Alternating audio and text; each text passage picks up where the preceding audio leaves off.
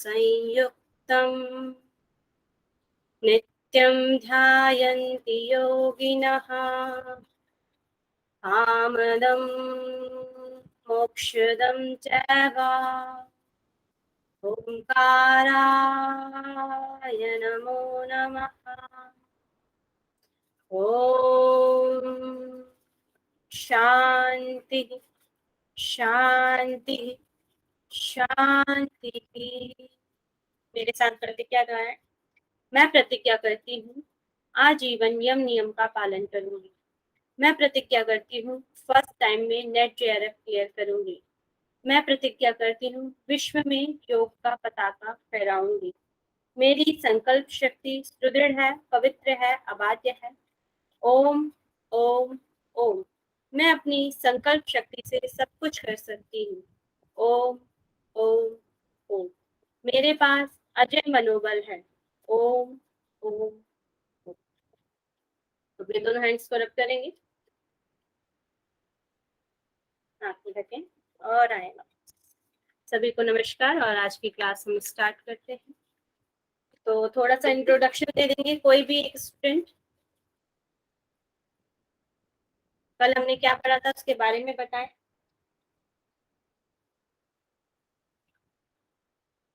कोई भी।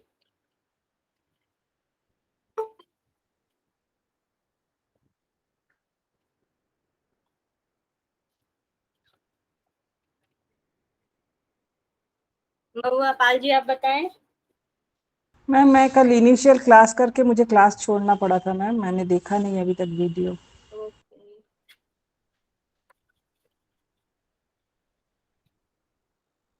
मैं बोल दूं मैडम? हाँ जी बोलिए मानसी जी, हमने तो वो पहले देखा है कि जो डिटेल्स है वो देख लिए थे हमने। उसके बाद हमने अंदर से देखे कि जो यम है वो 10 है। इसमें मिताहार जो अलग से दिया हुआ है वो सन्यासियों के लिए, 8 ग्रास वानप्रस्थों के लिए 16, गृहस्थों के लिए 32 ग्रास और ब्रह्मचारियों के लिए आवश्यकता अनुसार कहा है और अन्य लोगों के लिए पूर्ण आहार से कम। शौच में 2 प्रकार है, बहिरंग अंतरंग अलग से। जो नियम 10 बताए गए हैं उसमें अलग से एक है जो विष्णु की शास्त्रोक्त विधि से पूजा बताई गई है ईश्वर पूजन में, ये अलग से है। और जो जप है उसमें बताया गया है कि उच्च जप, उपांशु जप और मानस जप जो 3 है, उसमें से सर्वश्रेष्ठ जो है वो मानस जप बताया गया है। और 10 आसन इसमें बताए गए हैं, उसमें अलग से जो स्वस्तिक आसन है और मयूरासन सभी पापों का नाश करने वाला बताया है। सिंहासन जो योगियों द्वारा पूजित है ऐसे कहा गया है। पद्मासन सभी के द्वारा पूजित है। और जो भद्रासन अलग से कहा है उसमें सभी रोगों को और विषों को दूर करता है ऐसे बताया गया है अलग से। तो बाकी वो यम नियम आसन जो 10 बताए हैं वो हमने कल देखे थे। ठीक है। और कोई एक और चीज रह गई है। और कर्म कर्म के प्रकार जो थे हमारे वो रह गए हैं, है ना? कर्म के प्रकार भी हमने पढ़े थे, प्रवर्तक और यस निवर्तक यस, हाँ कर्म। हाँ हाँ, वो 2 कर्म है तो जिसमें हमारा यहाँ पर निवर्तक के और 2 है, बाह्य कर्म और अभ्यंतर कर्म, वो 2। जी जी। वेरी गुड मानसी जी। तो कल हमने फर्स्ट अध्याय कंप्लीट कर लिया था जिसमें से हमने कर्म के प्रकार पढ़े थे, अष्टांग योग पढ़ा था और अष्टांग योग के 3 अंग पढ़े थे हमने, यम नियम और आसन, वे पढ़े थे हमने। आज हम थोड़ा सा, कल आसनों के बारे में कोई कह रहा था कि आप मैम ऐड कर देना स्लाइड में, तो वो मैंने ऐड कर दी, वो देख लेंगे। फिर उसके बाद हम आगे स्टार्ट करेंगे।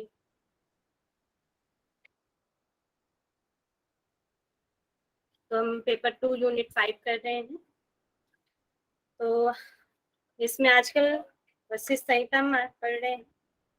इंट्रोडक्शन तो हमने पढ़ लिया था। कल हमने प्रथम अध्याय किया था, उसमें कर्म के प्रकार, अष्टांग योग, यम नियम और आसन। आज हम पढ़ेंगे द्वितीय अध्याय जिसमें हम नाड़ी, देह मध्य, कंद, कुंडली, प्राण, मठ, नाड़ी शुद्धि की विधि और नाड़ी शुद्धि के लक्षण, आज हम द्वितीय अध्याय पढ़ेंगे।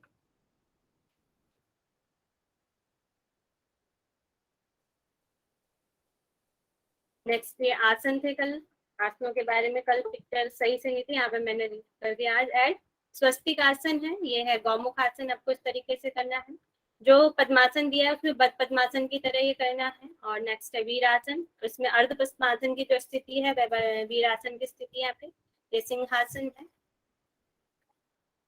नेक्स्ट मयूरासन, कुकुटासन, कूर्मासन और भद्रासन, और 10th नंबर पे मुक्तासन जो सिद्धासन की अवस्था है। ये 10 प्रकार के यहाँ पर आसन बताए गए। तो ये तो हमारा हो गया फर्स्ट अध्याय के बारे में। अब नेक्स्ट हम करेंगे सेकेंड अध्याय। मेरी स्क्रीन तो दिख रही है ना सभी लोगों को? Yes ma'am. Yes ma'am. कल हमने अष्टांग योग, उसके बहिरंग और अंतरंग साधन पढ़े थे।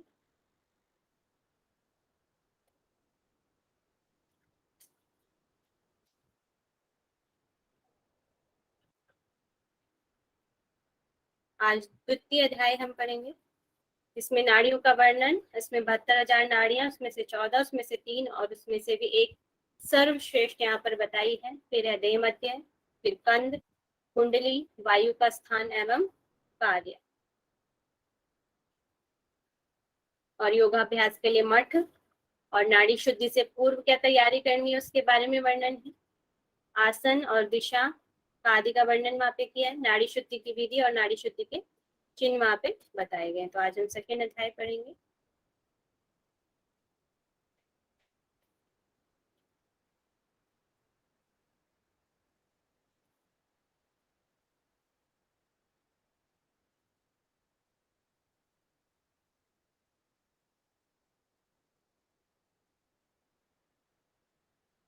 कल आसन से कंप्लीट करके हमने प्रथम अध्याय कंप्लीट कर लिया था। आज सेकेंड अध्याय। इसमें श्रोता कौन है बताएं? शक्ति। शक्ति। वक्ता कौन है? वशिष्ठ जी। वशिष्ठ। तो इसमें क्वेश्चन कौन पूछ रहा है? शक्ति। शक्ति क्वेश्चन पूछ रहे हैं। तो शक्ति क्वेश्चन पूछ रहे हैं अपने पिता से, इसमें मुनि वशिष्ठ से, नाड़ियों की शुद्धि किस उपाय से होगी। ठीक है, फर्स्ट क्वेश्चन शक्ति जी का है कि नाड़ियों की शुद्धि किस उपाय से होगी। सेकंड क्वेश्चन है उनका, नाड़ियों की उत्पत्ति एवं उनके अनुरक्षण की विधियां क्या हैं। ठीक है, और नेक्स्ट थर्ड है उनका, कंद का रूप क्या है, शरीर में कितनी वायु होती है, कितने वायु होती हैं, वायु के स्थान क्या क्या है, उनके अलग अलग कार्य बताइए, और शरीर में कुछ भी जो जानने लायक है वह मुझे बताइए। ये सारे क्वेश्चन किसने किए हैं? शक्ति ने किए हैं। ठीक है, नाड़ी की शुद्धि कैसे है, नाड़ी की उत्पत्ति का स्थान क्या है, कंद का स्थान क्या है, शरीर में वायु कितनी है, वायु का स्थान और उनके कार्य, और शरीर में और जो कुछ भी रह जाता है जो मैं नहीं पूछ पाया हूँ उसके बारे में भी मुझे बताइए। जो भी चीज जानने लायक है उसको मुझे बताइए, ऐसे शक्ति कहना है। फिर यहाँ पे मुनि वशिष्ठ जी उसका उत्तर देते हुए कहते हैं, प्रत्येक जीव का शरीर अपने अंगुल से 96 अंगुल माप का होता है। 96 जो हमारी अंगुल होती है वह हमारे पूरे शरीर की यहाँ पर माप बताई गई है। ठीक है, फिर शरीर में पृष्ठवंश, पृष्ठवंश हो गया मतलब पीछे की ओर, जो हमारी पीठ वाला जो भाग है के दोनों और 32 अस्थियां यहाँ पर हैं, और कुल 72,000 नाड़ियां बताई गई हैं। सभी हमारे जो ग्रंथ है उसमें 72,000 नाड़ियां बताई गई हैं, और एक जो डिफरेंस ग्रंथ है उसमें कितने लाख नाड़ियां बताई गई हैं, कौन बताएगा? 1.25 लाख। 1.25 लाख। 3.5 लाख। 3.5 लाख किसमें बताई गई है? शिव संहिता। शिव संहिता में बताई गई है, और सभी में 72,000 है, और केवल एक हमारा ऐसा जो ग्रंथ है उसमें 3.5 लाख हमारी नाड़ियों की बात की गई है। ये इसमें अलग मिलता है कि यहाँ पे पृष्ठवंश में 32 अस्थियां यहाँ पर बताई गई है। ठीक है, इसको भी ध्यान में रखेंगे। फिर यहाँ पे लिखा है, प्राण वायु से शरीर से 12 अंगुल पर्यंत या उससे भी अधिक प्राण आना जाना करता है। मतलब हम श्वास को बाहर फेंकते हैं तो वह 12 अंगुल तक हमारे शरीर से बाहर निकलता है, इसलिए उसे प्राण कहते हैं। प्राण का आना व जाना, इसलिए इसको प्राण कहा गया। वह हमारे शरीर से 12 अंगुल तक निकलता है। ऐसा ही वर्णन हमें और कहाँ मिलता है?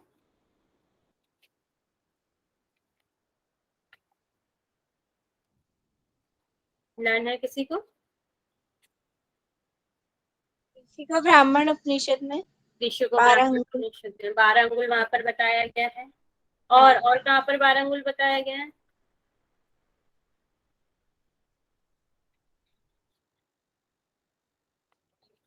मैम ये भी समझी नहीं, शरीर से 12 अंगुल पर्यंत प्रयाण मतलब? क्या रिपीट करेंगे? मैं ये समझ नहीं पाई ये पॉइंट कि प्राणवायु शरीर से 12 अंगुल पर्यंत या उससे अधिक प्रयाण करता है, अर्थात? एक मिनट। प्रियन, प्रियन मतलब आना जाना करता है। आना जाना लिखा है ना यहाँ पर ब्रैकेट में। मतलब हम जो सांस लेते छोड़ते हैं वो 12 अंगुल तक, ये नहीं हाँ, जो समझ इसे हम पाई मैं शरीर से ऐसे। श्वास छोड़ रहे हैं तो वो हमारे 12 अंगुल तक जाता है। Okay okay. ये है तो हमारे जैसे हम नाक से श्वास छोड़ रहे हैं तो ये आपके 4 अंगुल, यहाँ से 4 और फिर 4, ये हो गया आपके 12 अंगुल। तो 12 अंगुल तक हमारा श्वास बाहर की ओर जा रहा है, ये वाली चीज। अच्छा अच्छा, ओके ओके, थैंक यू।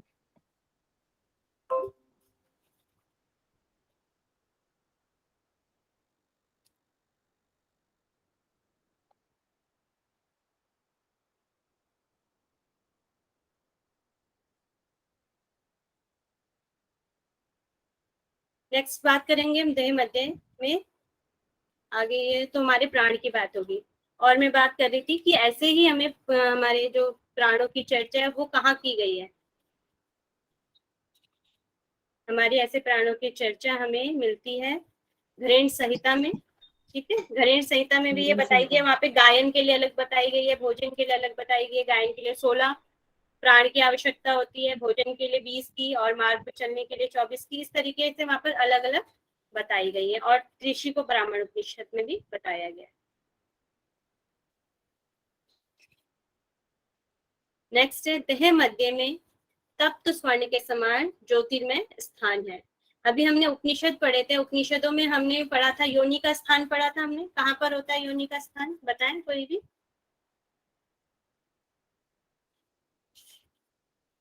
मूलाधार और स्वादिष्टान के बीच में। मूलाधार और स्वादिष्टान के बीच में बताया गया है योनि का स्थान। यह वही योनि का स्थान यहाँ पर बताया गया है कि देह मध्य में तप्त स्वर्ण के समान ज्योतिर्मय स्थान है। तप्त स्वर्ण मतलब वहां पर तो बताया है अग्नि के समान त्रिकोणाकार वहां पर बताया गया है ऐसा। और हमने उपनिषदों में पढ़ा था यहाँ पर तप्त स्वर्ण के समान यहाँ पर बताया गया है। और यहाँ पे वो उसका आकार भी बताए गए हैं कि मानवों में ज्योतिर्मय स्थान त्रिकोणाकार है, पशुओं में ज्योतिर्मय स्थान चौकोर है और पक्षियों में यह गोलाकार बताया गया है। जो देह मध्य का तप्त स्वर्ण के जो त्रिकोणाकार जो अग्नि है वह यहाँ पर बताई गई। ज्योतिर्मय स्थान के बीच में अग्नि की पतली ज्योति सदा विद्यमान रहती है। तो यह ज्योतिर्मय जो स्थान है, मतलब जो अग्नि का जो स्थान है शरीर में के बीच में अग्नि की जो पतली ज्योति है वह सदा विद्यमान रहती है, ऐसा यहाँ पर बताया गया है। नेक्स्ट यहाँ पे बताया है देह मध्य कहाँ है। देह मध्य में क्या होता है बताएं कोई भी? नाभि। नाभि। देह मध्य से वर्ड का मीनिंग बताएं पहले। शरीर के बीच में। शरीर के बीच का भाग। देह मतलब हो गया आपका शरीर और मध्य मतलब हो गया बीच। तो शरीर के बीच का जो भाग है वह देह मध्य है। तो यहाँ पे उसका स्थान भी बताया गया है। गुदा से 2 अंगुल ऊपर और लिंग से 2 अंगुल नीचे, इसके बीच के 1 अंगुल स्थान को हम देह मध्य कहा जाता है। तो हम पिक्चर से समझ लेते हैं। भाई मूलाधार और स्वादिष्टान जो चक्र होता है उसके जो सामने यहाँ पर है आपका मूलाधार। मूलाधार यहाँ पे हो गया और ये देह मध्य है। देह मध्य का ये स्थान दिया गया है, जो ये वाला स्थान है आपका। लिंग और मूलाधार के जो बीच में जो स्थान है वह देह मध्य का है। तो ये वाला स्थान है इसका। शिवनी जो बोलते हैं मैम, यही है क्या वो? शिवनी प्रदेश। शिवनी प्रदेश। तो ये हो गया आपका देह मध्य का भाग। तो आपको पता चल गया होगा। गुदा से 2 ऊपर, मतलब कि हमारा जो एनस है उससे 2 अंगुल ऊपर है, लिंग से 2 अंगुल नीचे है, और इसके बीच के 1 अंगुल का जो स्थान है वह देह मध्य कहा जाता है। अब यहाँ पर कंद का स्थान है। कंद कहाँ पर पाया जाता है, मतलब और ग्रंथों में हमने कहाँ पर पढ़ा है, बताएं। कंद, मैम मूलाधार और स्वादिष्टान के बीच में ही तो बताया कंद का स्थान भी। कंद वो आपका अग्नि है, ये कंद है, अग्नि अलग है, कंद अलग है। मूलाधार से 4 अंगुल ऊपर और नाभि से 2 अंगुल नीचे, ऐसे कुछ है शायद। नाभि के आसपास का जो स्थान होता है वह कंद का स्थान होता है, ठीक है। कहीं कहीं पे कंद को नाभि के नीचे कंद का स्थान बताया गया है। जो इस ग्रंथ में जो बताया गया है वह नाभि के, मतलब कि नाभि के वहीं पर कंद का स्थान भी बताया गया है। देख लेते हैं आगे। शरीर में देह मध्य से, जो अभी हमने देह मध्य देखा था, देह मध्य से 9 अंगुल ऊपर और 4 अंगुल चौड़ा और 4 अंगुल फैला हुआ कंद है। मतलब कि कौन सा आकार हो गया, 4 अंगुल चौड़ा और 4 अंगुल फैला हुआ, मतलब कि कौन सा आकार है, चौकोर। चौकोर, घनाकार। जो घनाकार है वो यहाँ पर बताया गया, देह मध्य का जो आकार बताया गया है। तो ये देह मध्य से 9 अंगुल बताया, ऊपर बताया गया है। तो ये हमारा देह मध्य है। देह मध्य से यहाँ से जो 9 अंगुल ऊपर है, यहाँ तक जो जाएगा वो आ जाएगा आपका नाभि का स्थान, ठीक है। तो यहाँ पर वो हो जाएगा आपका देह मध्य कंद का स्थान हो जाएगा। देह मध्य से 9 अंगुल यहाँ पर ऊपर बताया गया। फिर यहाँ पर अंडा आकृति के समान तथा त्वचा और अस्थि से सुशोभित उस कंद के मध्य भाग को नाभि कहते हैं। अब यहाँ पर नाभि के बारे में बता रहे हैं कि अंडा आकृति मतलब कि ओवल शेप के समान तथा त्वचा और अस्थि, यहाँ पर आपके स्किन भी है और बोन्स से भी सुशोभित है, उस कंद के मध्य भाग को नाभि कहते हैं। तो नाभि का आकार यहाँ पर क्या है, अंडाकृति। अंडाकृति। तो नाभि का आकार यहाँ पे अंडाकृति है और कंद के मध्य भाग को नाभि कहते हैं। पहले कंद है, कंद के मध्य भाग में यहाँ पर नाभि को बताया गया है। और जो जैसे हमने उपनिषद वगैरह पढ़ लेते हैं उसमें नाभि के नीचे कंद को बताया जाता है, इसमें नाभि के स्थान पे ही कंद को बताया गया। फिर नाभि से चक्र का प्रादुर्भाव होता है। तो इसमें मेन मूलाधार स्वादिष्टान चक्र की बात नहीं की है, इसमें ज्यादातर मणिपुर मतलब जो नाभि का जो चक्र है उसकी बात यहाँ पर की है कि नाभि चक्र का प्रादुर्भाव यहाँ से होता है। चक्र के 12 आरो, आरो मतलब हो गया जो दल होते हैं, दलों से युक्त है और उसके कारण ही यह स्थित है। मतलब कि यहाँ पर मेन जो माना है वह मणिपुर चक्र या नाभि चक्र को यहाँ पर माना है। उसमें 12 दल हैं। वैसे और जो हमारे उपनिषद है उसमें कितने दल बताए जाते हैं मणिपुर चक्र में, उसमें कितने दल होते हैं, 10 10 दल होते हैं। और यहाँ पर कितने दलों की बात की गई है, 12 दलों की बात की गई है। तो इसको हमने ध्यान में रखना है। और इसी चक्र में पुण्य व पाप से प्रेरित होकर जीव घूमता रहता है। जैसे तंतुओं के जाल के बीच में बैठी हुई मकड़ी भटकती रहती है, उसी प्रकार यह प्राण जीव इस मूल चक्र हो गया आपका नाभि, इसी चक्र में घूमता रहता है। मतलब कि नाभि चक्र में घूमता रहता है। ऐसा ही वर्णन हमें इस चक्र का वर्णन कहाँ मिलता है, और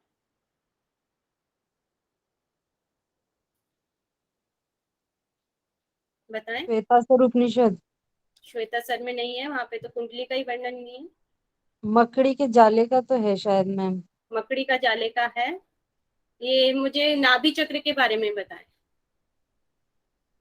ऐसा ही वर्णन हमें योग चूड़ामणि में मिलता है। वहां पर भी जो चक्र है वह जो चक्र बताया गया 12 दलों वाला बताया गया है, और चक्र पाप और पुण्य में घूमता रहता है ऐसा भी बताया गया है, संसार में रहता है, ठीक है। जीव भी इसी प्रकार घूमता रहता है। कोई कुछ कह रहा है, मैम किसमें बताया है अभी आपने जो बताया? योग चूड़ामणि। Okay ma'am. जीव सभी शरीरों में सदा प्राण से ही दृढ़ होता है उस मूल चक्र के ऊपर में कुंडली का स्थान है, जो नाभि के ऊपर नीचे और इधर उधर फैली हुई है। जीव सभी शरीरों में सदा प्राण से ही दृढ़ होता है, जो प्राण होता है उसी से दृढ़ होता है, यहाँ पे बताया गया है। और उस मूल चक्र के यहाँ पे किसकी बात हो रही है? कंद की, के ऊपर में कुंडली का स्थान, यहाँ पे कुंडली का स्थान मूल चक्र को बताया गया, नाभि चक्र को यहाँ पर बताया गया, जो नाभि के ऊपर नीचे इधर उधर फैली हुई है, उसी को बताया है। ठीक है, मैम इस पॉइंट को एक बार प्लीज रिपीट कीजिए। जीव सभी शरीरों में सदा प्राण से ही दृढ़ होता है। जब हमारा प्राण कुंडली में जाता है तभी तो हमारी कुंडली जागृत होती है ना, उसी तरह यहाँ पे तो सदा सर्वदा प्राण से ही दृढ़ होता है। उस मूल चक्र यहाँ पर क्या है? हमारा नाभि जो चक्र है के ऊपर में कुंडली का स्थान यहाँ पर बताया गया है, जो नाभि के ऊपर नीचे इधर उधर फैली हुई है यहाँ पर, और कंद का जो स्थान है उसको यहाँ पर मेन बताया गया। तो जो नाभि का स्थान यहाँ पर है, कुंडली का जो स्थान है वह क्या हो गया? नाभि चक्र। नेक्स्ट यहाँ पे कुंडली जो बताई गई है 8 प्रकृति वाली बताई गई है, अकार से लेके शकार तक, और बीजाक्षर युक्त होते हैं। हमारे जैसे सभी हमारे जो चक्र है उनमें बीजाक्षर होते हैं, किसी में 4, किसी में 8, किसी में 10। तो इसमें ये अकार से लेकर शकार तक बीजाक्षर वाली बात यहाँ पर की है। 8 बार कुंडलित होने के कारण यह कुंडली नाम से भी जानी जाती है। 8 बार कुंडलित है मतलब कि यहाँ पर 8 लपेटे कुंडली के यहाँ पर बताए गए हैं। और किसमें 8 कुंडली के लपेटे बताए गए हैं हमारे ग्रंथों में? गोरक्ष संहिता, गोरखनाथ गोरक्षनाथ सिद्ध जी के सिद्धांत जितने भी पद्धति, हैं, योग बीज। सिद्धांत पद्धति में नहीं बताया गया है, वहाँ पे तो कुंडली के अलग अलग प्रकार बताए गए हैं ना। हट प्रदीपिका में 8 है मैम। हट प्रदीपिका में भी नहीं है, हट प्रदीपिका में तो 3.5 3.5 लपेटे हैं। 8 लपेटे की मैं बात कर रही हूँ। तो मैम सिद्ध सिद्धांत पद्धति में नहीं बताई है। सिद्धांत में तो प्रभुता और अप्रभुता ऐसे कुछ बताए गए ना, और 3 मैम प्रकार वो तो टाइप है ना, वो तो टाइप टाइप है, मैं लपेटे को बोल रहा हूँ। 8 लपेटे है योग बीज में है उसमें ना भी, मैम? सिद्ध योग बीज में सिद्धांत है। पद्धति में भी है मैम। ओके, 8 लपेटे सिद्धांत पद्धति में वैसे तो होते हैं। जो भी गोरक्षनाथ जी के हमारे जो ग्रंथ होते हैं उसमें 8 लपेटे बताए गए हैं। तो योग बीज और में भी कौन था ना मैम? योग बीज में है 8 योग लपेटे। हाँ, हाँ, योग बीज में भी 8 लपेटे हैं। और जो हमारे उपनिषद है उनमें, उपनिषदों में किस किस में बताए गए 8 लपेटे?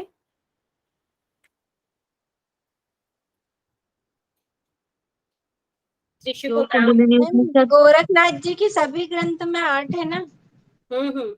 तो हमारे 3 ग्रंथ हैं। कौन कौन से हो गए? योग बीज हो गया, सिद्धांत पद्धति हो गया, और गोरख संहिता। ये तो 3 हो गए ना, ये गोरक्षनाथ जी ने लिखे हैं, तो इसमें 8 लपेटे यहाँ पर बताए गए।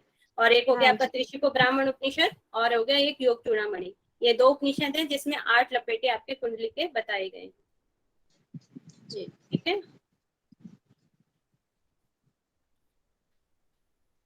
मैम कौन से उपनिषद में बताया, फिर से रिपीट करिए। त्रिशुको ब्राह्मण उपनिषद, और आपका हो गया योग चूड़ामणि उपनिषद। जी मैम। और वशिष्ठ संहिता हो गया, गोरख संहिता हो गया।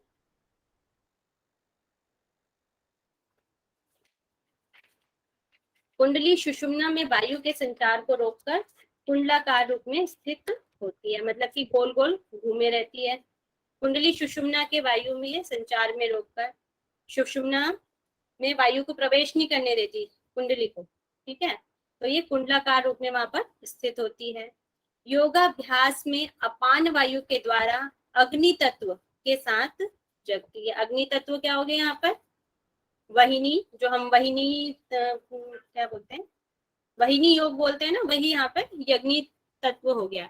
योगाभ्यास, जब हम योग का अभ्यास करते हैं तो अपान वायु के द्वारा अग्नि तत्व के साथ वह जागती है। मुझे बताएं कोई वहिनी योग क्या होता है?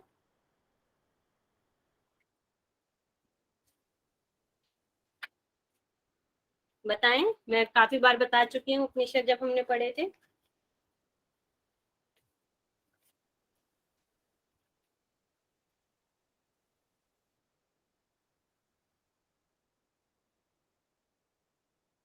नहीं पता?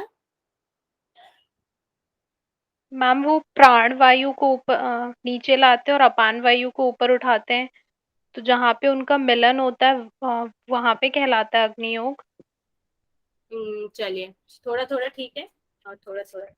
जब हम मूलाधार के द्वारा मूल बंद या मूल बंद करते हैं तो उससे जो हमारी अपान वायु होती है वो अपान वायु ऊपर की ओर जाती है, और जब हम जालंधर बंद लगाते हैं तो वायु जो हमारी प्राण वायु वो नीचे की ओर आती है, मूल बंद से अपान वायु ऊपर की ओर जाती है, और बीच में जब वह जाती है जैसे उद्यान बंद वगैरह लगाते हैं तो उसमें क्या होती है, हमारी अपान और प्राण मिल जाते हैं, हमारी समान वायु एक्टिवेट हो जाती है, समान वायु जागृत हो जाती है, और समान वायु जब जागृत हो जाती है उसकी जो गर्मी होती है उसकी गर्मी से हमारी जो वायु प्राण जो होता है वह कुंडली में जाने लग जाता है, जिस वजह से हमारा सुषुम्ना का मुख खुल जाता है और जो हमारी कुंडली जागृत हो जाती है, और जो हमारी प्राण है फिर वो उन आगे जो हमारे चक्र हैं उनको भेदन करते हुए आगे की ओर जाता है।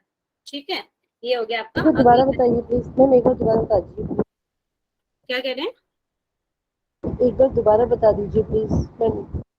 ठीक है, जब हम जैसे मूल बंद वगैरह क्रिया करते हैं या जो हम अपान को ऊपर की ओर ऊर्ध्व की ओर करते हैं वो हो जाता है, और प्राण को हम जालंधर बंद वगैरह द्वारा प्राण को नीचे की ओर करते हैं, और उद्यान बंद जब हम लगाते हैं तो हमारी प्राण और अपान के मिलने से हमारी समान वायु एक्टिवेट होती है, समान वायु के जागृत होने से जब वह जग जाती है और जगने के साथ समान वायु मतलब कि वहां पर अग्नि तत्व बहुत ज्यादा हो जाता है, उस अग्नि के जलने से ही हमारी जो सुषुम्ना का मुख खुल जाता है और कुंडली उसमें आगे बढ़ने लग जाती है, मूलाधार चक्र, मूलाधार से हमारा स्वादिष्टान, स्वादिष्टान से आगे चलते हुए वे चक्रों का भेदन करते हुए जाती है और हमारी कुंडली जागृत हो जाती है। फिर हम बात करते हैं आगे, कंद के बीच में स्थित नाड़ी सुषुम्ना नाम से कही जाती है। तो यहाँ पर जो कंद के बीच में मतलब जो कंद है, कंद कहाँ है हमारा, नाभि के यहाँ पर है, नाभि के बीच में स्थित यहाँ पे सुषुम्ना नाम से यहाँ पर बताई गई है। सुषुम्ना तो बीच में ही होती है ना हमारे मेरुदंड के उधर के साइड भी होती है सुषुम्ना नाड़ी, तो उसके बीच में ही यहाँ पे बताई गई है। इस नाड़ी रूपी चक्र या कंद के चारों ओर सभी नाड़ियां रहती हैं। ज्यादातर बताया गई जो हमारा कंद है वहीं से हमारी नाड़ियां निकलती है ऐसा बताया गया है। तो वही बात है, इस नाड़ी रूपी चक्र कंद से चारों ओर सभी नाड़ियां रहती हैं। सभी नाड़ियों में 14 नाड़ियां मुख्य हैं। यहाँ पर 14 नाड़ियां मुख्य बताई गई हैं। और कौन से हमारे ग्रंथ हैं जिसमें 14 नाड़ियों का वर्णन हमें मिलता है, बताएं? शिव संहिता, हठ रत्नावली, शिव संहिता, पट रत्नावली, शिव संहिता।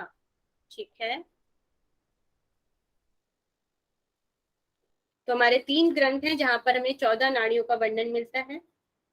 हमारा शिव संहिता हो गया और हमारा हो गया वशिष्ठ संहिता हो गया, और नेक्स्ट हो गया हमारा हठ रत्नावली। यहाँ पर सभी में 14 नाड़ियों की यहाँ पर बात की गई है। मगर शिव संहिता और जो हमारी वशिष्ठ संहिता है इन दोनों में जो नाड़ियां हैं वे सेम है। तो सबसे पहले 72,000 नाड़ियां हैं, 72,000 के बाद 14 मेन है, 14 के बाद भी 3 हमारी मेन है, और उसके बाद हमारी एक सर्वश्रेष्ठ गई है। 3 हो गया ईड़ा, पिंगला और सुषुम्ना, एक हो गया हमारा सुषुम्ना, और 14 नाड़ियों की बात हम नीचे करते हैं। मैम शिव संहिता और वशिष्ठ संहिता इनमें ही बताइए ना 14 नाड़ियां। हाँ, इनमें बताई गई। Okay ma'am. और हठ रत्नावली।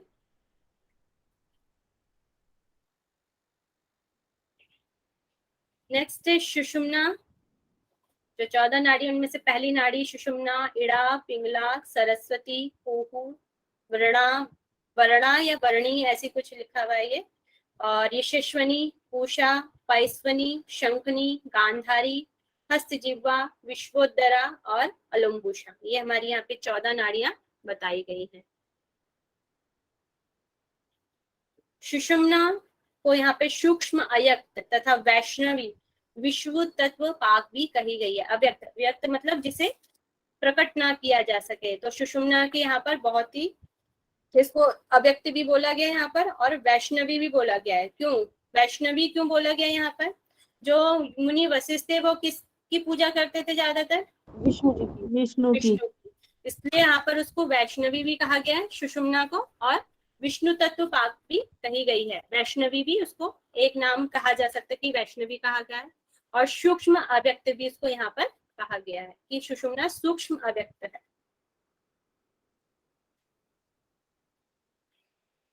और फिर यहाँ पे ईड़ा, ईड़ा जो है वह चंद्र है, और ये इसकी जो गुण है वह तामस है। और यहाँ पर जो पिंगला दी गई है वहाँ पे सूर्य है, और जो इसका गुण दिया गया है राजस यहाँ पर बताया गया है। ठीक है,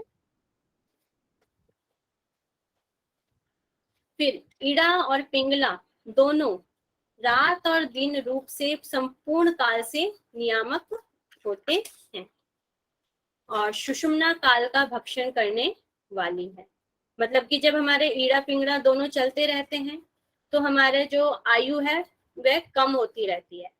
जब है सुषुम्ना काल, जब हमारी वायु सुषुम्ना में चले जाती है तो वह काल का भक्षण करने वाली हो जाती है। जब हमारा सुषुम्ना का मुख खुल जाता है या हमारी कुंडली जागृत हो जाती है तो वो क्या है, काल का भक्षण करने वाली है। और नॉर्मल अगर हमारा दिन रात ईड़ा पिंगला जो हमारा श्वास चलता रहता है वह काल के नियामक है, मतलब कि उसको कम करने वाला है, हमारे समय को, हमारी आयु को कम करने वाला यहाँ पर बताया गया है। फिर यहाँ पे बताया कि सरस्वती और कुहू नाड़ियां सुषुम्ना के दोनों बगल में रहती हैं। इसका एक डायग्राम दिया है लोनावना वाली बुक्स में।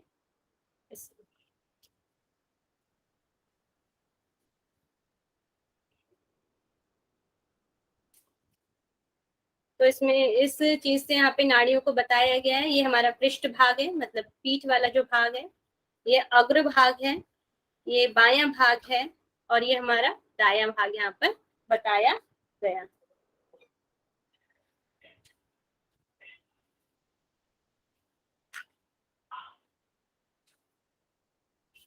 तो हम पढ़ रहे थे सरस्वती और कुहू नाड़ियां सुषुम्ना के दोनों बगल में रहती हैं। एक बार हम पढ़ लेंगे फिर आगे देखेंगे। गांधारी और हस्तजीवा ईड़ा के आगे व पीछे रहती हैं। उषा और यशस्वनी पिंगला के पीछे और आगे हैं। और नेक्स्ट बताया है कि पीपल के पत्ते में जो शिराएं हैं, उपशिराएं होती हैं, उसी प्रकार सभी नाड़ियों के विषय में समझना चाहिए। तो इसको फिर हम अब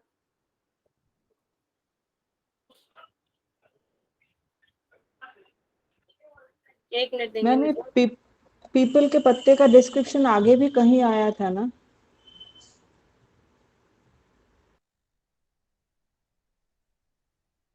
उपनिषद में। ब्राह्मण में। कौन सा उपनिषद था जिसमें पीपल के पत्ते? ऋषिको ब्राह्मण उपनिषद।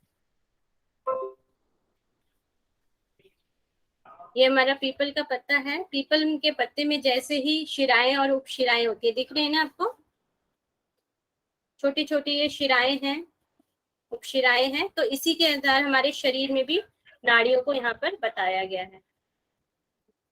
हमारे शरीर में नाड़ियां इसी तरह होती हैं। ये आपकी ईड़ा पिंगला नाड़ी हो गई, बीच में जो है ये सुषुम्ना नाड़ी यहाँ पर बताई गई है। और शरीर के बाहर भी जो ऊर्जा जाती रहती है वह प्राण की ही ऊर्जा होती है, ऐसा यहाँ पर बताया गया है। तो हमारे शरीर में 72,000 नाड़ियां फैली हुई यहाँ पर बताई गई हैं।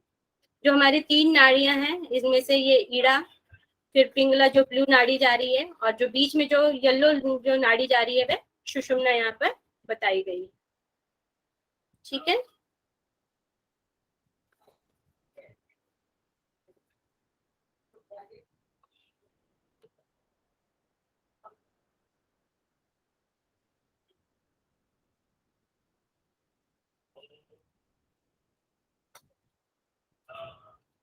एक मिनट।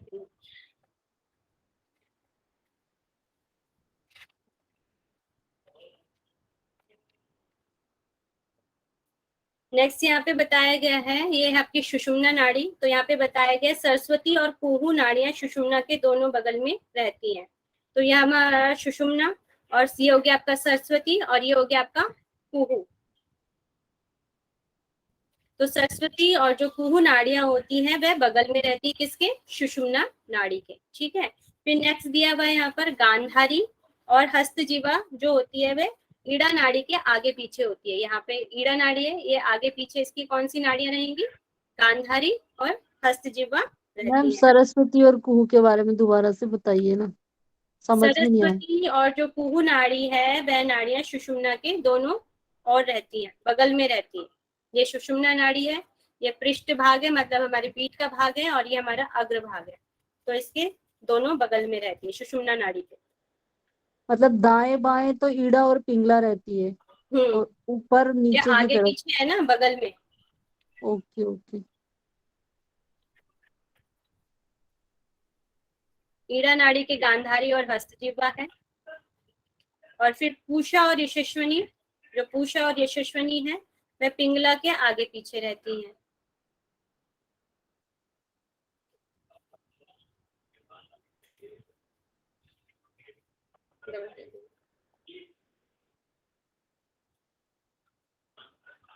ओके इतना सभी को? और भी नाड़ियों के बारे यस में मैम।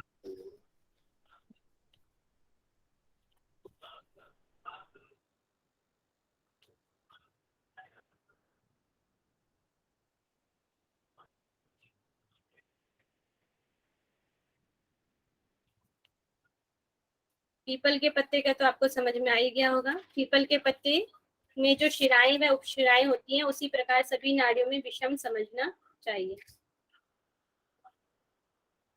जो समस्त नाड़ियों में 10 प्राण की वायु संचरण करती है, यह 5 मुख्य प्राण और 5 उप प्राण है। मुझे मुख्य जो प्राण होते हैं उनके बारे में बताएं, कौन कौन से हमारे प्राण होते हैं मुख्य? उदान, प्राण, समान, अपान और व्यान। ज्ञान, ये हमारे 5 प्राण हैं। और 5 उप प्राण कौन से हैं? नाग, कूर्म, प्रकल, देवदत्त, धनंजय। धनंजय, ये हमारे 5 उप प्राण हैं। और ये कहाँ होते हैं, कहाँ संचरण करते हैं? नाड़ियों में। समस्त नाड़ियों में 10 प्रकार की जो वायु संचरण करती है, मतलब जो हमारा प्राण है वो हमारे नाड़ियों में चलता है, संचरण करता है। नाड़ियों के स्थान तथा वायु के स्थानों को समझकर विधि पूर्वक नाड़ियों का शोधन करना चाहिए। नाड़ियों के स्थान और वायु का स्थानों को समझकर विधि पूर्वक नाड़ियों का शोधन करना चाहिए, ऐसा यहाँ पर बताया गया है। अब हम प्राणों के बारे में देख लेते हैं कि यहाँ पर प्राणों का स्थान क्या दिया गया है।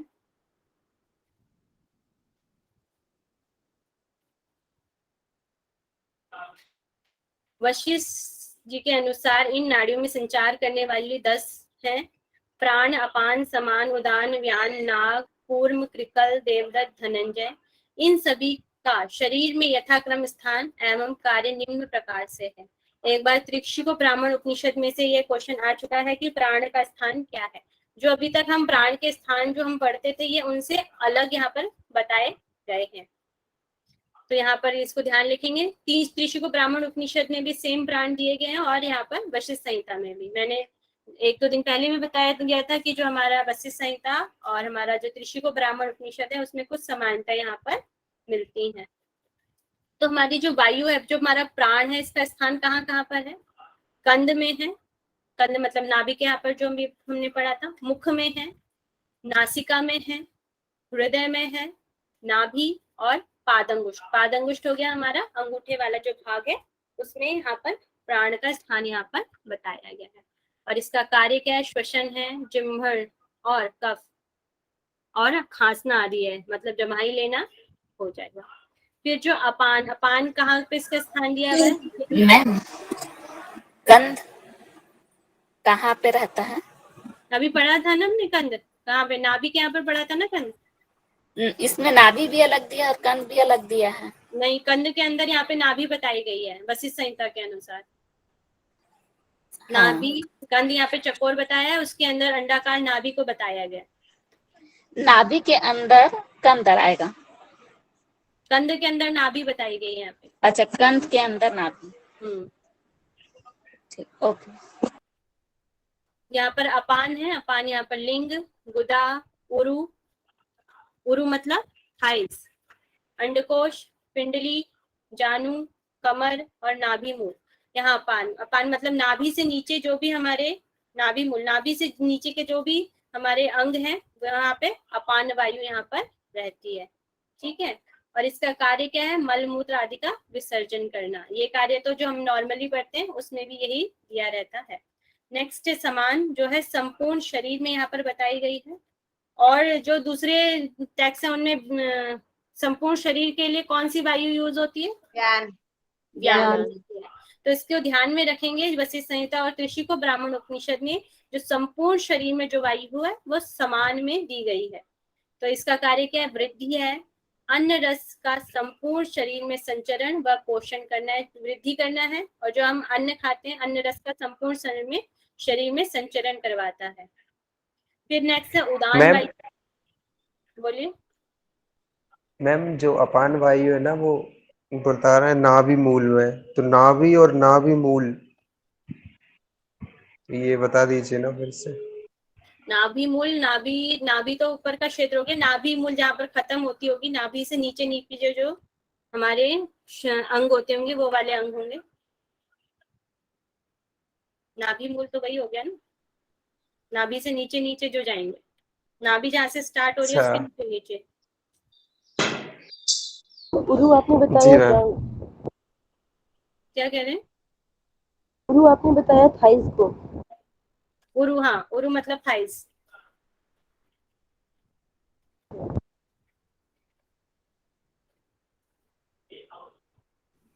मैडम नाभि मूल बोले तो कौन सा हो जाएगा? नाभि ही हो जाएगा ना?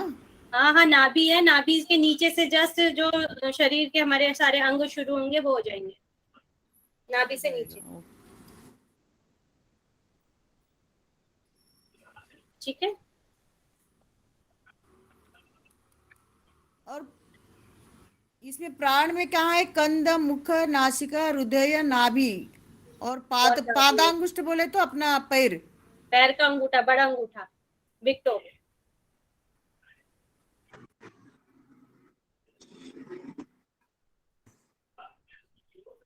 पैर का अंगूठा।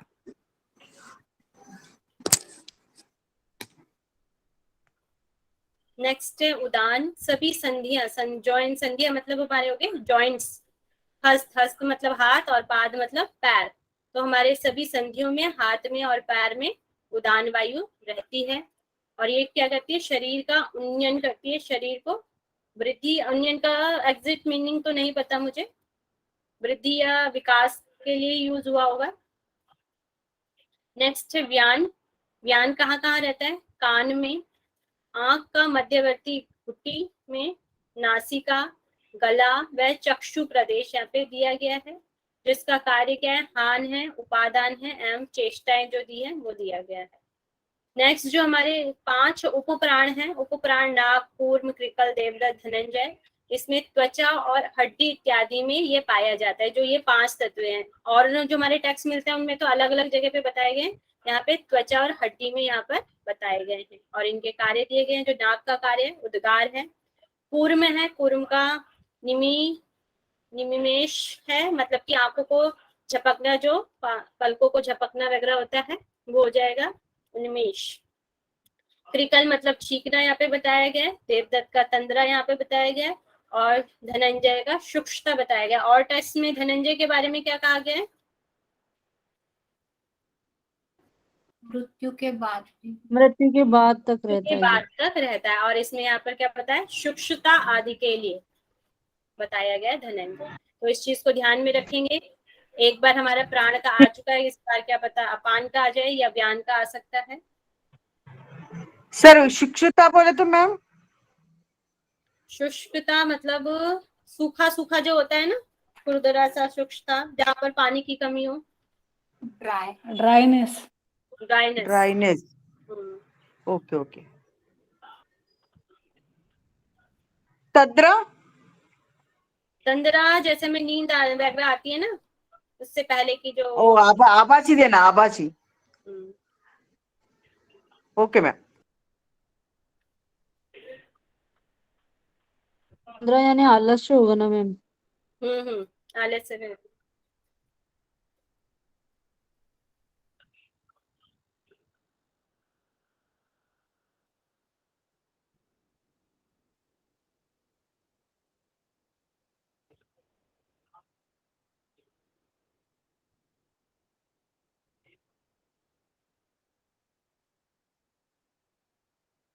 तो हमारे नाड़ियों का और प्राण का यहाँ पर अभी खत्म हो जाता है। नाड़ियों के स्थान और वायु के स्थान को समझकर विधि पूर्वक नाड़ियों का शोधन करना चाहिए। और योगाभ्यास का स्थान हम अब कल करेंगे। आज के लिए इतना ही। तो यहाँ पर अभी तक किसी को कोई प्रॉब्लम है तो कुछ पूछ सकते हैं आप लोग।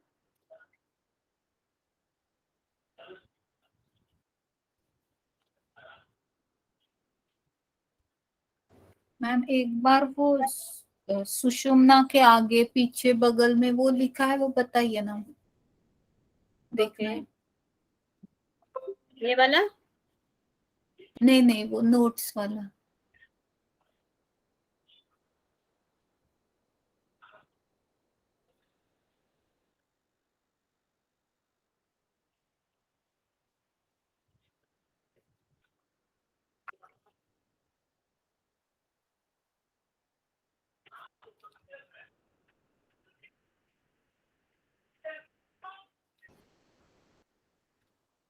जी thank you ma'am, thank you. Okay, चलिए अब थोड़ा बहुत क्वेश्चन आंसर हम कर लेते हैं।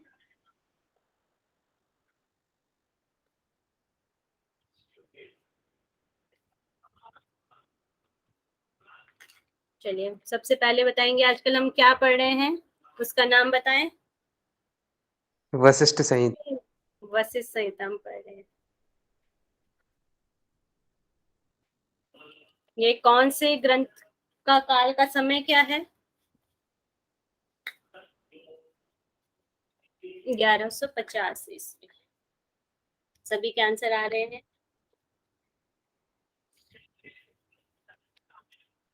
नेक्स्ट इसमें किसका संवाद दिया गया है?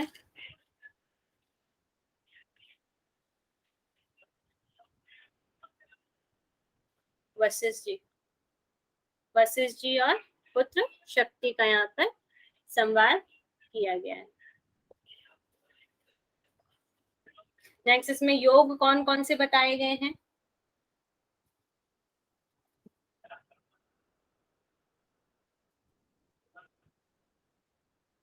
तीन योग, कर्म ज्ञान अष्टांग। Very good. ज्ञान कर्म और अष्टांग योग यहाँ पर बताए गए। प्रधानता किसको दी गई है, कर्म को या ज्ञान को? ज्ञान। ज्ञान को यहाँ पर दी गई है। योग बीज में किसको प्रधानता दी गई है? कर्म को। कर्म को प्रधानता दी गई है। नेक्स्ट मुझे बताएंगे अब इसके फर्स्ट अध्याय में क्या क्या चीजों का वर्णन है, किस किस चीजों का वर्णन यहाँ पर किया गया है?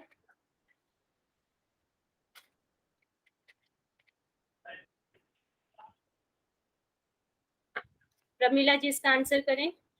फर्स्ट अध्याय में हमने क्या क्या पढ़ा था?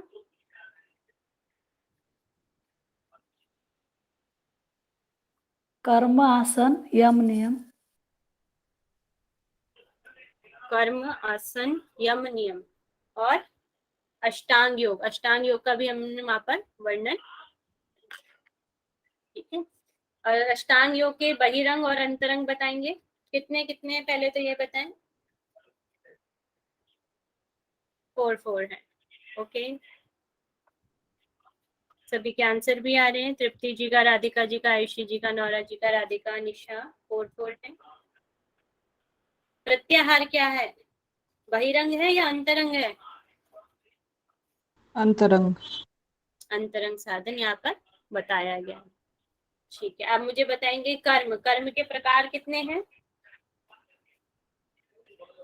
अंतरंग। Very good.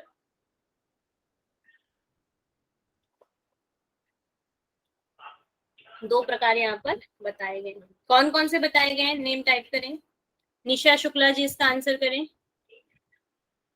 मैम कर्म 2 प्रकार के बताए गए हैं, प्रवर्तक और निवर्तक मार्ग। जिसमें निवर्तक है जिसमें 2 प्रकार के, बाह्य और अभ्यंतर। बाह्य और अभ्यंतर निवर्तक मार्ग बताए गए हैं। प्रवर्तक मार्ग कैसे हैं? प्रवर्तक मार्ग सकाम कर्म है। बताना है मुझे? हाँ बता दीजिए। मैम प्रवर्तक मार्ग एक प्रकार से सकाम थोड़ा सा कर्म तेज है। बोलिए, आवाज कम आ रही है आपकी। मैम प्रवर्तक मार्ग एक प्रकार से सकाम कर्म है जिसमें जैसे संसार में जो वनश्रमी होते हैं उनके जो एक संकल्प लेकर के कार्य करते हैं। वो वाले हो जाते हैं, बंधन कारक होते हैं, इनको हम सकाम कर्म भी कह सकते हैं। नेक्स्ट हमारा था निर्वर्तक। निर्वर्तक कर्म कौन से होते हैं? काम कर्म होते हैं जो सभी कामनाओं रहित होते हैं और ज्ञान युक्त होते हैं। ज्ञान युक्त यहाँ पर बताए गए, मोक्ष की प्राप्ति, मोक्ष कारक होते हैं।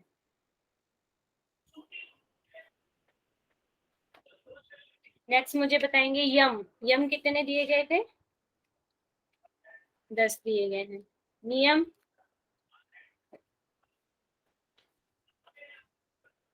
नियम भी हमारे 10 बताए गए हैं।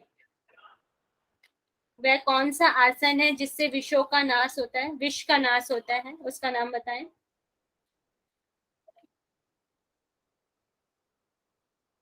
भद्रासन यहाँ पर बताया गया है। ठीक है, नेक्स्ट मुझे बताएंगे सेकेंड अध्याय। सेकेंड अध्याय में किस किस चीज का वर्णन है?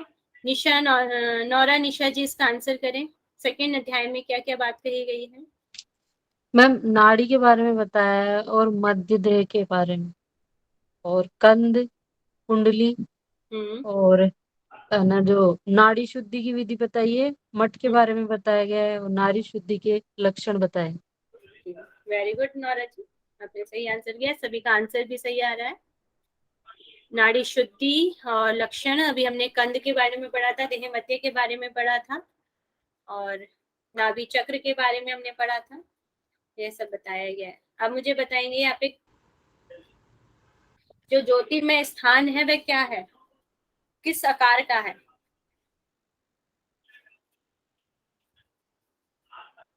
ज्योतिर्मय जो आकार है वह किस आकार का है?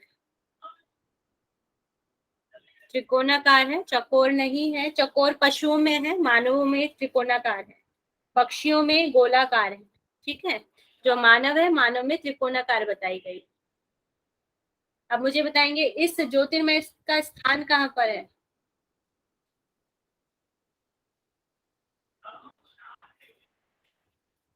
योनि में। यहाँ पर देह मध्य बताया गया और टेक्स्ट में उसे योनि स्थान कहा गया है। यहाँ पर देह मध्य में, कंध के पास, देह मध्य बोलेंगे। ठीक है, देह मध्य में उस तप्त स्वर्ण अग्नि का निवास यहाँ पर बताया गया है। अब मुझे देह मध्य का स्थान बताएं। देह मध्य का स्थान कहाँ पर है?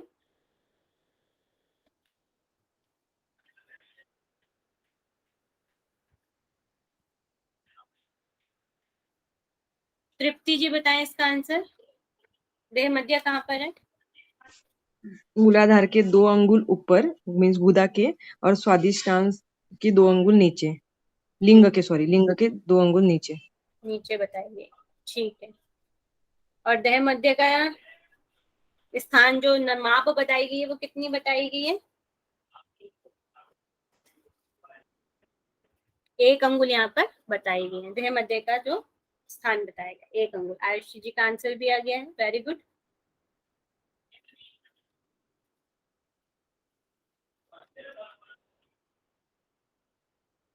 नेक्स्ट मुझे बताएंगे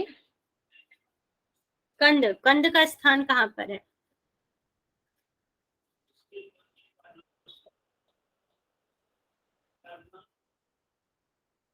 नाभि, नाभि में, वेरी गुड। देह मध्य से कितने अंगुल ऊपर है ये भी बताएं। आयुषी जी ने टाइप कर दिया है। 4 अंगुल नहीं है, 9 अंगुल है। देह मध्य से 9 अंगुल ऊपर यहाँ पर बताया गया है।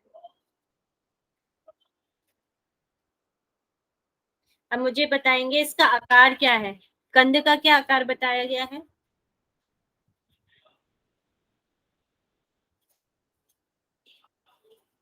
निशा जी का आंसर है। कंद का आकार पूछा है मैंने, वर्गाकार है, चकोर है, घनाकार है। ठीक है, जो नाभि का है, नाभि का आकार, नाभि का आकार बताएं हम।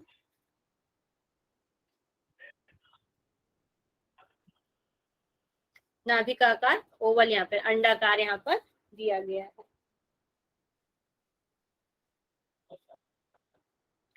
जो यहाँ पर नाभि चक्र की बात की गई है, कितने दलों वाली, कितने आरों वाली कही गई है?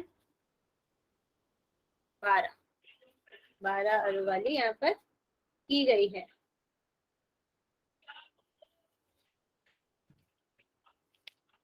सभी के आंसर भी आ रहे हैं। इसमें जो कुंडली है, कुंडली कौन से बीजाक्षर इसमें दिए गए हैं कुंडली में?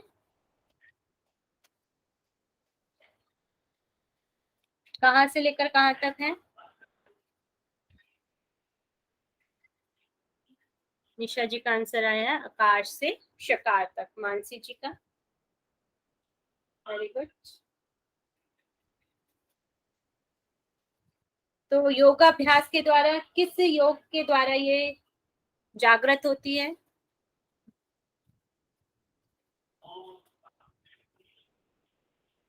अग्नि योग के द्वारा। वेरी गुड आयुषी जी, वहिनी योग भी कह सकते हैं और अग्नि योग भी। अब मुझे बताएंगे इसमें टोटल कितने नाड़ियों की चर्चा यहाँ पर की गई है?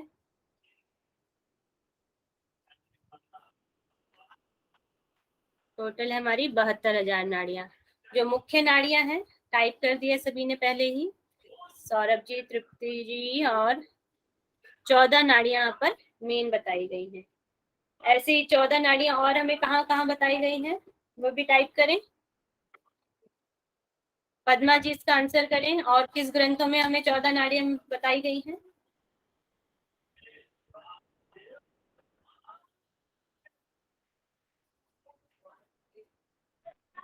मैम, और त्रिशिखो ब्रह्म उपनिषद में। त्रिशिखों में तो 10 बताई गई हैं नाड़ियां।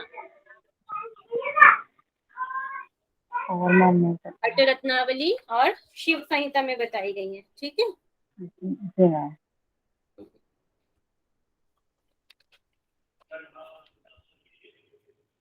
ईड़ा का कौन सा गुण कहा गया है?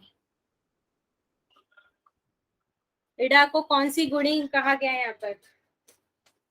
तामस कहा गया है। Very good. नेक्स्ट मुझे बताएंगे पिंगला। पिंगला को कौन से गुण वाला कहा गया है?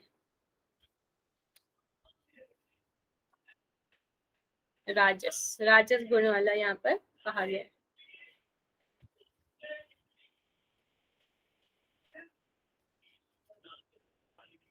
अब मुझे नेक्स्ट क्वेश्चन बताएंगे हमारे नाड़ियों में क्या संचरण करता है?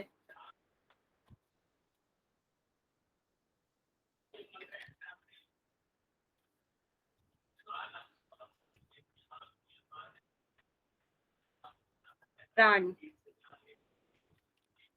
जो हमारी नाड़ियां हैं वह किसके समान यहाँ पर बताई गई हैं?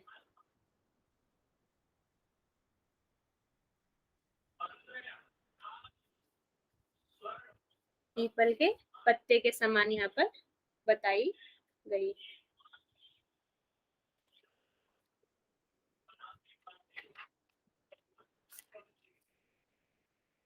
चलिए यहीं पर आज की क्लास का विराम करते हैं।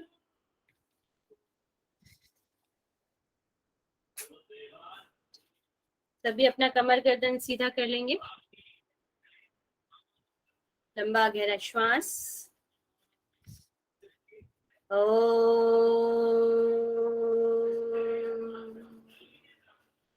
सर्वे भवन्तु सुखिनः, सर्वे सन्तु निरामया, सर्वे भद्राणि पश्यन्तु,